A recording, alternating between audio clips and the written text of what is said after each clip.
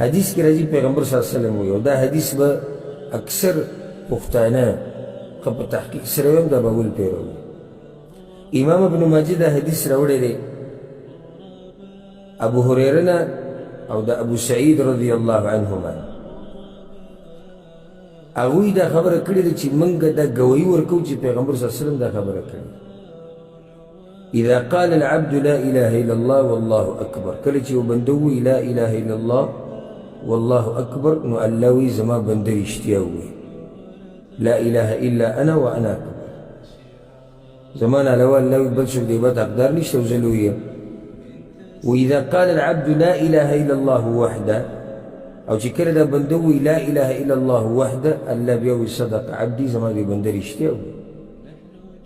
واذا قال لا اله الا الله لا شريك له چې کله دا بنده دا ذکر ووایي بیا الله وی صدق عبدي زما بنده رښتیا ووایي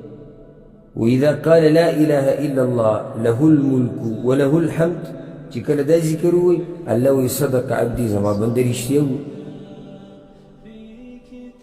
واذا قال لا اله الا الله ولا حول ولا قوه الا بالله چې بیا دا ووایي لا اله الا الله ولا حول ولا قوه الا بالله الله وی صدق عبدي اوس وکړئ دې پیغمبر صلی الله علیه وسلم وی من رزقهن عند موته دا اذکار چې او دا د الله د یادول په دې طریقې سره چې الله چاته د مرګ په خوا کې نصیب کړي د مرګ په وخت کې لم تمسه النار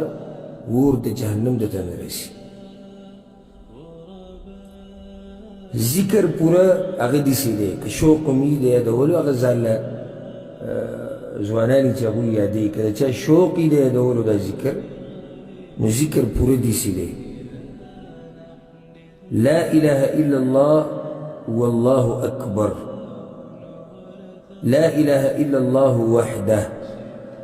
لا اله الا الله لا شريك له لا اله الا الله له الملك وله الحمد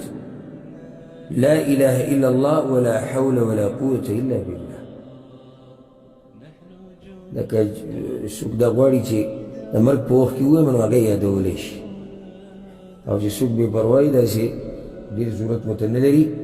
او یا یې ذهن تیز وي هغه یې داسې یادولی شي نو صحیح ده نور که د چا دا شوق وي چې د مرګ په وخت کې ووایم او د مرګ په وخت کې د هغه وخته پورې نشي ویلی چې که نه جبریل به ته په ټیم کې ووایي مرګ په وخت کې هغه وخته پورې نشي ویلی چې څو پورې دي یاده کړي دا که اوس چاته دا ووایم چې راځه دلته ته یو کار قیامت دوه زره به میلاوي داسې به راماتېږي چې تپوس یې مه کوه 2000 ریاله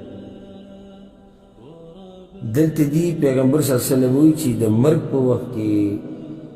دا کلمات چاته نصیب شو لم تمسه النار ور به دته نه رسي